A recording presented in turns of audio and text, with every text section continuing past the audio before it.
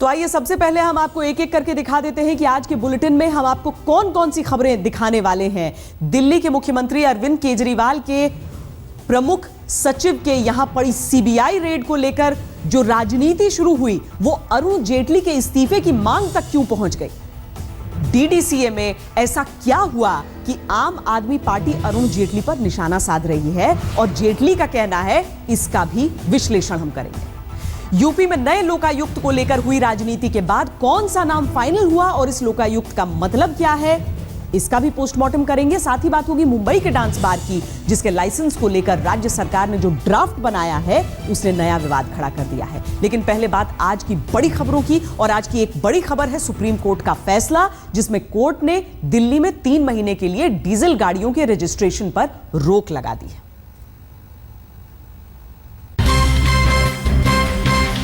Supreme court ने Delhi NCR में 2000 CC से ज्यादा की डीजल गाड़ियों के रजिस्ट्रेशन पर फिलहाल रोक लगा दी है। ये रोक 31 मार्च 2016 तक लागू रहेगी। कोर्ट के आदेश के मुताबिक दिल्ली और एनसीआर में सिर्फ सीएनजी टैक्सियां चलाने की इजाजत होंगी। 2005 से पहले के रजिस्टर्ड कमर्शियल वाहन दिल्ली में घुस नहीं पाएंगे। जिन कमर्शियल व्हीकल्स को दिल्ली में नहीं आना है उन्हें नेशनल कैपिटल में NH8 और NH1 के एंट्री पॉइंट से आने की इजाजत नहीं होगी। दिल्ली के लिए सामान ला रहे ट्रकों को दोगुना एनवायरमेंट कंपनसेशन चार्ज देना होगा। इन ट्रकों को 2600 और SLV को 1400 देना होगा। जो ये एनवायरमेंट टैक्स अभी जो ट्रक्स के ऊपर लागू है वो है, उसको पूरा डबल कर दिया गया है। इसका मतलब ये हुआ कि अब अगर हमें दिल्ली से गुजरते हुए जाना हो तो बहुत एक्सपेंसिव होगा। इससे पहले मंगलवार को दिल्ली में पॉल्यूशन कंट्रोल से जुड़ी याचिका पर चीफ जस्टिस TS ठाकुर ने कहा था कि अमीर लोग SUV और लग्जरी गाड़ियों से एनवायरमेंट को प्रदूषित नहीं कर सकते। हालांकि कोर्ट के फैसले से ट्रांसपोर्टर्स यूनियन खुश नहीं है। सीधा हमारे व्यवसाय के ऊपर कुठाराघात है और बिल्कुल हमारे व्यवसाय को बंद करना चाहते हैं सरकार। सुप्रीम कोर्ट की हरी झंडी के बाद भी मुंबई में डांस बार शुरू होने की राह आसान नहीं दिख रही है। डांस बार का लाइसेंस जारी करने के लिए महाराष्ट्र सरकार ने कड़े नियमों का जो ड्राफ्ट बनाया है उस पर विवाद छिड़ गया है। ड्राफ्ट के मुताबिक सभी डांस बार में CCTV कैमरे लगाने जरूरी होंगे। पुलिस स्टेशन में डांस बार का लाइव टेलीकास्ट होगा। डांस फ्लोर पर दर्शक नहीं उतर सकेंगे और न ही डांसरों पर नोट उछाले जा सकेंगे। एक बार में 4 से ज्यादा बार बालाएं नहीं नाचेंगी। डांसर दर्शक के बीच 2 मीटर की दूरी होगी। सभी dance bar no smoking zone होंगे। उन्होंने जो कंडीशंस लिख रहे हैं ये सिर्फ और सिर्फ फेस सेविंग डिवाइस है सुप्रीम कोर्ट के लिए। ये वहां इनको एक तारीख उसमें और मिल जाएगी, लेकिन अल्टीमेटली लताड़े फिर जाएंगे वहां। मैं स्वागत जरूर करती हूं, मगर उसके साथ ही मुझे कुछ सवाल है कि प्रैक्टिकली क्या ये पॉसिबल है। जाहिर है डांस बार को लेकर फंसे पेच अभी सुलझते नहीं दिख रहे हैं। सुप्रीम कोर्ट ने सूखे को लेकर देश के 11 राज्यों को नोटिस जारी किया है। कोर्ट ने यूपी, MP, आंध्र प्रदेश, तेलंगाना, कर्नाटक, महाराष्ट्र, ओडिशा, झारखंड, बिहार, हरियाणा, गुजरात और केंद्र सरकार को नोटिस जारी कर सूखा प्रभावित इलाकों में लोगों को खाना देने के मामले में जवाब मांगा है। कानून के मुताबिक हर महीने हर शख्स को 5 किलो अनाज मिलना चाहिए। याचिकाकर्ता स्वराज अभियान ने 2 किलो अतिरिक्त दाल और बच्चों को 200 मिलीलीटर दूध या अंडा देने को कहा है। कोर्ट ने सरकारों से पूछा है कि क्या वो फ्री खाना दे रहे हैं या नहीं, और क्या सूखा प्रभावित लोगों को अतिरिक्त खाना दिया जा सकता है। सूखा प्रभावित इलाकों में लोगों में प्रोटीन की भारी कमी है। सरकार को 4 जनवरी तक जवाब देना है। 16 दिसंबर 2012 के बहुचर्चित सामूहिक बलात्कार कांड के विरोध में सड़कों पर उमड़ा ये सैलाब कोई भूला नहीं है। निर्भया हादसे के आज 3 साल पूरे हो गए। इस मौके पर जंतर मंतर पर कैंडल मार्च निकाला गया, जबकि कई जगह निर्भया को याद किया गया। लेकिन अपनी बेटी को गंवाने वाले परिवार को सुकून नहीं है, क्योंकि दोषियों को अभी भी फांसी नहीं हुई है, जबकि कथित तौर पर सबसे ज्यादा क्रूर नाबालिग दोषी के 20 दिसंबर को सजा काटकर रिहा होने की पूरी संभावना है। देखिए, हम तो नहीं चाहते उसको छोड़ा जाए किसी भी तरीके से। हम चाहते हैं कि उसको सजा क्या, कड़ी से कड़ी सजा क्या होती है। हमारी बेटी ने मरने से पहले कहा था कि ऐसे लोगों को सजा के इनको तो जिंदा जला देना।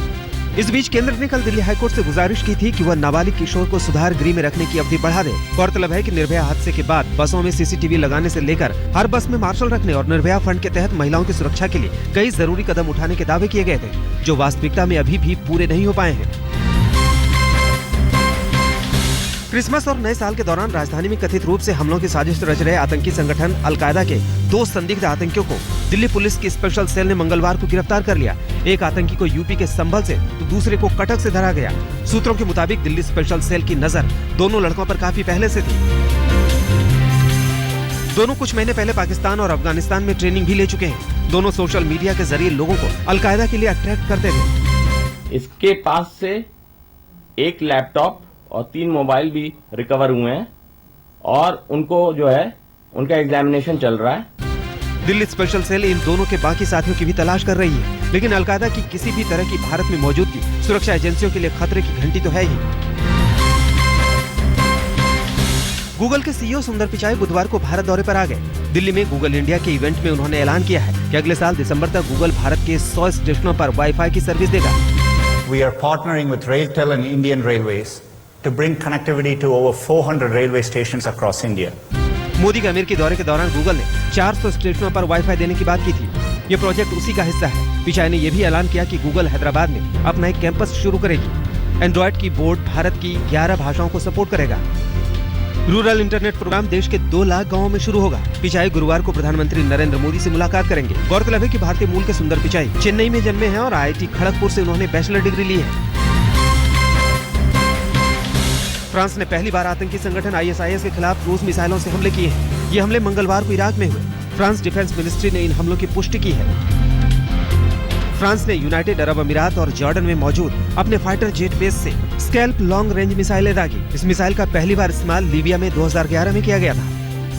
फ्रांस के राष्ट्रपति फ्रांसवा ओलांद ने पेरिस में आतंकी हमले के बाद ISIS को वार्निंग दी थी। उन्होंने कहा था कि अब हम भी इससे बेरहमी से निपटेंगे।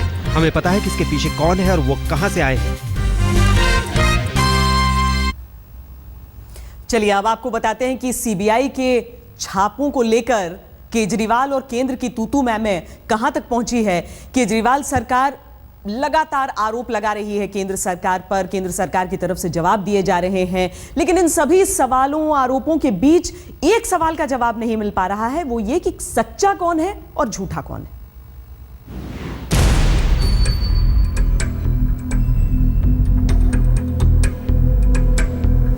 सीबीआई की इंडिपेंडेंस चाहिए देश में, लेकिन इंडिपेंडेंस चाहिए, केंद्र सरकार की गुलामी नहीं चाहिए।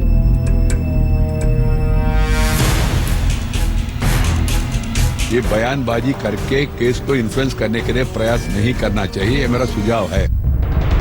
टकराव बढ़ता जा रहा है और बढ़ती जा रही है सवालों की फहरिस्त। केजरीवाल के प्रधान सचिव राजेंद्र कुमार पर सीबीआई की छापेमारी को लेकर अपने अपने दावे हैं और अपनी अपनी दलीलें हैं। The CBI do not see the muhurta. Rahu Kalam is there or proper Kalam is there or not. Parliament is going on or not. We don't interfere at all. I can tell the House, none in the government is aware. None in the government is aware of any raid.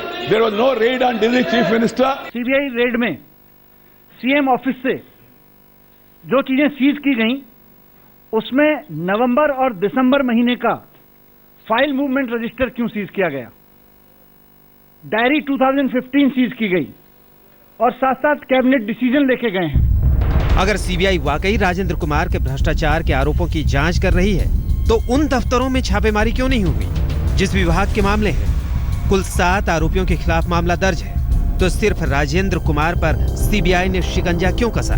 लेकिन सवाल ये भी, क्या केजरीवाल को राजेंद्र कुमार पर लगे भ्रष्टाचार के आरोपों की जानकारी नहीं थी? अगर थी तो ईमानदारी का डंका पीटने वाले केजरीवाल ने राजेंद्र कुमार से किनारा क्यों नहीं किया? दरअसल भ्रष्टाचार पर नजर रखने वाली संस्था ट्रांसपेरेंसी इंटरनेशनल ने करीब 6 महीने पहले ही केजरीवाल सरकार को राजेंद्र कुमार को लेकर चिट्ठी लिखी थी। स्पीड पोस्ट के थ्रू ये चिट्ठी भेजी गई है। उसमें हमारा कवरिंग लेटर भी लगा हुआ था और उस कंप्लेन की फोटो कॉपी भी लगी हुई थी। एक्नॉलेजमेंट भी नहीं भेजा गया, बट मेरा ये मानना है कि इस पर इन्वेस्टिगेशन बनता था, क्योंकि एलिगेशंस काफ़ी सीरियस थे और पिन पॉइंटेड थे। किसी विजिल ब्लोअर ने बड़ी सटीक इन्फॉर्मेशन उसमें लिख रखी है। कौन सच्चा और कौन झूठा, इस सवाल के बीच सीबीआई के छापे पर सियासत सुलग रही है। केजरीवाल के समर्थन करने वालों की तादाद बढ़ रही है। सीबीआई की कार्रवाई पसंद नहीं आ रही है। गैर भाजपाई राज्यों के मुख्यमंत्रियों को डराने की ये प्रक्रिया है। गैर भाजपाई मुख्यमंत्री ईमानदारी से काम ना कर सकें, ये उनके कार्यों में दखल है। मुझे लगता है कि इस तरह से किसी चीफ मिनिस्टर के साथ व्यवहार करना चाहिए। तो कोई भी समझदार रूलिंग पार्टी है, उन्होंने ध्यान देना चाहिए कि भाई ऐसे क्यों होता है और ऐसे नहीं होगा, इस पर कोशिश करनी चाहिए। जिसकी सरकार होती है उसके पंख के नीचे सीबीआई काम करती है। तो आप छोड़ दीजिए, सीबीआई इंडिपेंडेंट करने की बात पहले भी हुई है, कभी इंडिपेंडेंट नहीं होगी। बहरहाल तय मानिए कि ये मामला जल्द ठंडा होने वाला नहीं है, क्योंकि केजरीवाल सरकार इसे डीडीसीए से जोड़कर नया मोड़ दे रही है। जब डीडीसीए का खेल खुलेगा तो कई और मामले सामने आएंगे। मौसमी सिंह के साथ कुमार कुणाल, दिल्ली आज तक।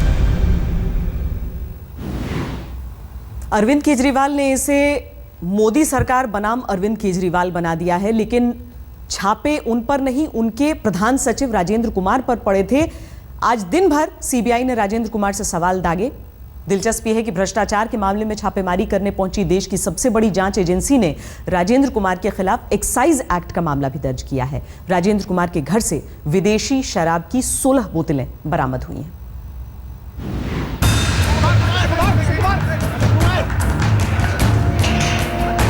दिल्ली के मुख्यमंत्री अरविंद केजरीवाल के प्रधान सचिव राजेंद्र कुमार के घर से सीबीआई ने जो जब्त किया है, सबसे पहले आप उन सामानों की फेहरिस्त देखिए। 8 diary, 1 laptop, 1 iPad, 1 mobile, 1 hard disk, 4 pen drive, 5 CD, 1 digital pen coder, करीब 2,40,000 नकदी, 3 लाख रुपए की विदेशी मुद्रा और 16 बोतल विदेशी शराब। हालांकि सीबीआई भ्रष्टाचार के आरोपों के सिलसिले में छापेमारी करने पहुंची थी, लेकिन जैसे ही दिल्ली के प्रधान सचिव के घर से विदेशी शराब की बोतलें मिली, जांच एजेंसी ने एक्साइज एक्ट के तहत मामला दर्ज कर लिया और सुबह दफ्तर बुलाकर पूछताछ भी की। Principal secretary Rajendra Kumar CBI दफ्तर के अंदर जाते हुए आप तस्वीरों में देख सकते हैं। ये अभी यहाँ पहुंचे हैं राजेंद्र कुमार, और काफी बात करने की कोशिश की है मीडिया ने, लेकिन जवाब नहीं दे रहे हैं। और सामने आप देख सकते हैं तस्वीरों में कि सीबीआई हेडक्वार्टर दिल्ली के प्रिंसिपल सेक्रेटरी सुबह सुबह पहुंच गए हैं। राजेंद्र कुमार के घर से जब्त सामानों की फहरिस्त आपने देख ली। अब चलिए आपको दिखाते हैं कि सीएम के प्रधान सचिव के दफ्तर से जांच एजेंसी ने क्या जब्त किया। लेकिन ये जान लेना जरूरी है कि सामानों की ये लिस्ट सीबीआई ने नहीं बल्कि केजरीवाल सरकार ने जारी की है। केजरीवाल सरकार के मुताबिक सीबीआई ने सीएमओ का फाइल मूवमेंट रजिस्टर सीज किया है, जिसमें पिछले 1 महीने का रिकॉर्ड है। इसके अलावा सीबीआई ने 11 जून को हुई कैबिनेट बैठक की फाइल जब्त की है। साथ ही सीबीआई ने डाटा एंट्री ऑपरेटर की बहाली से जुड़ी फाइल, 1 लाल रजिस्टर और 1 सफेद रजिस्टर भी जब्त की है। ये सीजर मेमो है कल। इसमें अगर आप देखें तो जो चीजें सीज की गई हैं उनका उन तथाकथित घोटालों से क्या लेना देना है जिसके बारे में कहा गया कि उस संबंध में रेड की गई। सीबीआई की छापेमारी के बाद आम आदमी पार्टी रणनीति बनाने में जुटी। पार्टी के बड़े नेताओं ने डिप्टी सीएम मनीष सिसोदिया के घर बैठक की और उसी लाइन पर कायम रहे कि छापा केजरीवाल के प्रधान सचिव पर नहीं बल्कि सीएम दफ्तर पर हुआ है। तो भाई मुख्यमंत्री का आवक जावक रजिस्टर आप क्यों उठा के ले गए? मुख्यमंत्री ने कल कौन सी फाइलें देखी, कल कौन सी देखेगा, इसको आप उठा के क्यों ले गए? वहां आपने क्यों रेड की? इसका मतलब साफ है कि डीडीसी में जो भ्रष्टाचार है, डीडीसीए में, उससे डरे हुए हैं। इस बीच केजरीवाल को अन्ना ने झटका दिया है। अन्ना ने पूछ लिया कि राजेंद्र कुमार पर लगे आरोपों की जांच क्यों नहीं की। आपने अभी इतना बड़ा अफसर को अपने दफ्तर में नियुक्त किया, कम से कम ये देखना जरूरी है कि उसका बैकग्राउंड क्या है, उसका चारित्र कैसा है।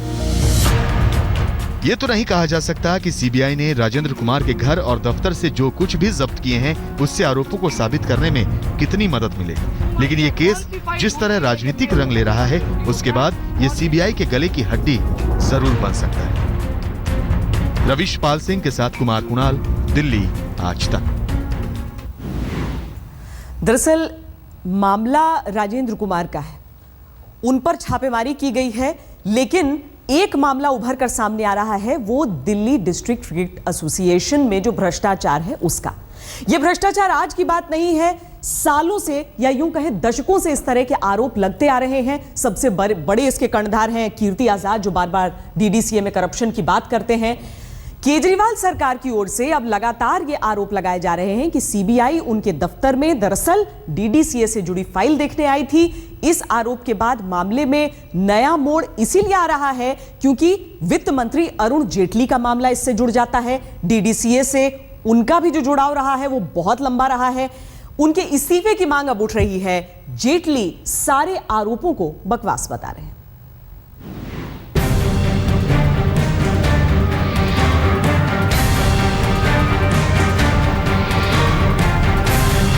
ये तो सीधे सीधे वहां पे रेड थी। डीडीसीए की फाइलें पढ़ी गई हैं। पूरे दिन टीम ने बैठ के सीबीआई ने उन फाइलों को बहुत माइन्यूटली पढ़ा है और हमारे लोग बता रहे हैं जो लोग वहां थे कि वो फाइलें ले जाने की तैयारी कर रहे थे। लेकिन जब कल शाम को चीफ मिनिस्टर साहब ने बोला कि हम जब उसको खुलासा किया कि किन फाइलों को देखा जा रहा है, किन फाइलों के लिए सीबीआई वास्तव में वहां पे आई है, तब उस फाइल को छोड़ के गए वहां पे।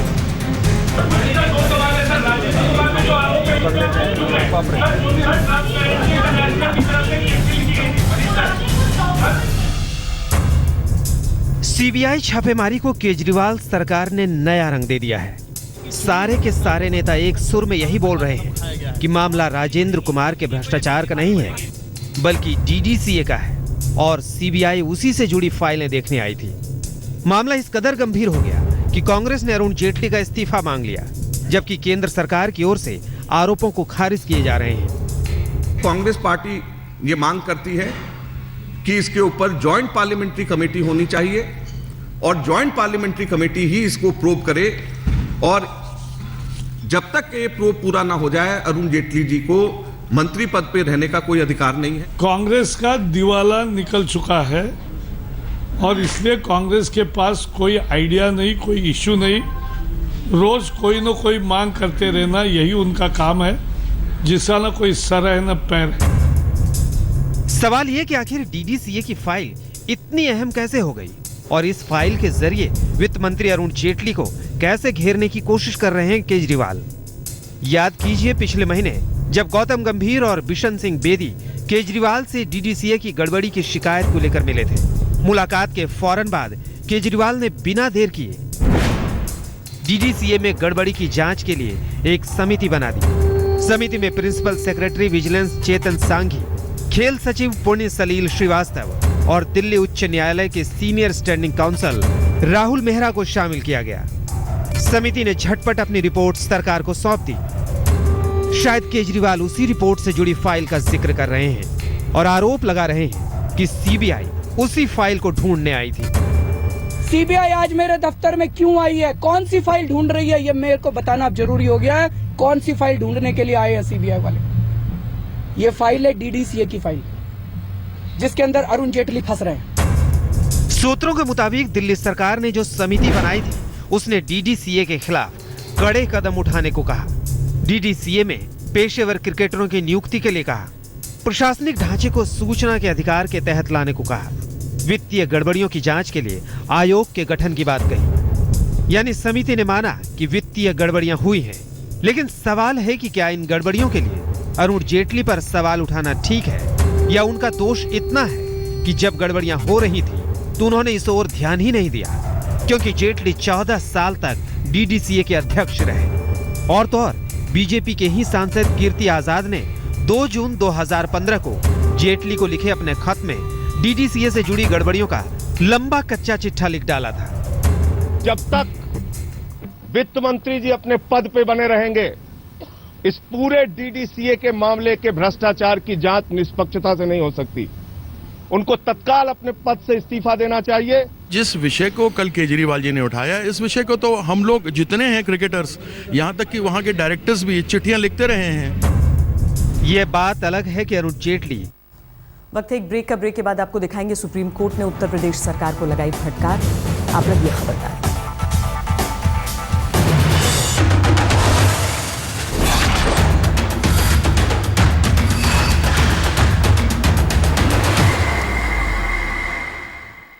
सुप्रीम कोर्ट ने आज एक ऐतिहासिक कदम उठाया। अदालत ने उत्तर प्रदेश के लोकायुक्त की नियुक्ति की।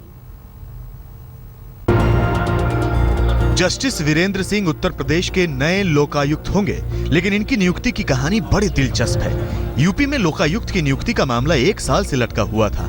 सहमति नहीं बन पा रही थी। मामला सुप्रीम कोर्ट भी पहुंचा था और अदालत की मियाद भी खत्म हो गई थी।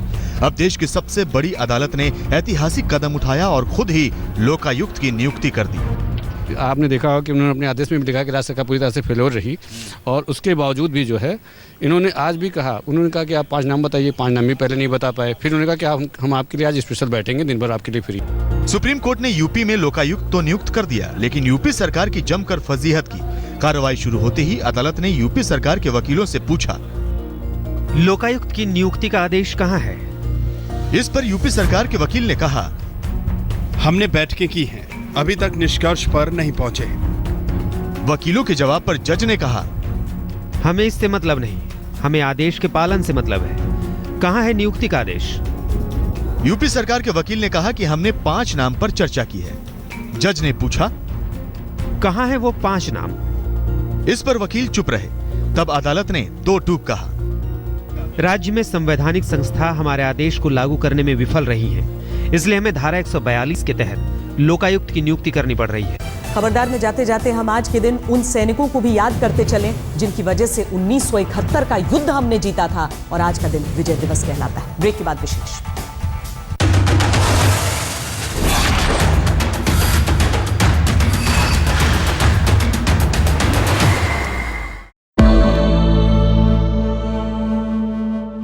और आईपीएल की 2 नई टीमें पुणे और राजकोट के लिए ऑक्शन में आज पुणे ने 12.5 करोड़ रुपए में महेंद्र सिंह धोनी को खरीद लिया है। इसके साथ ही अश्विन अजिंक्य रहाणे को भी पुणे ने खरीद लिया है।